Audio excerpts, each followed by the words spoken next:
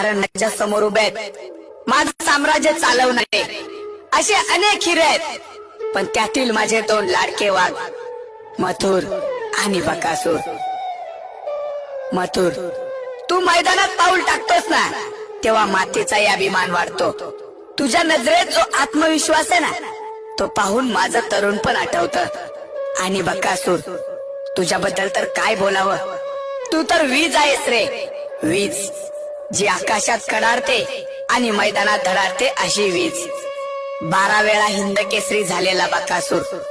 तुला सांगू का, हे फक्त किताब नाही, ही इतिहासाची ओळ आहे. तू मैदानात उतरतोस तेव्हा गर्दी थरथरते.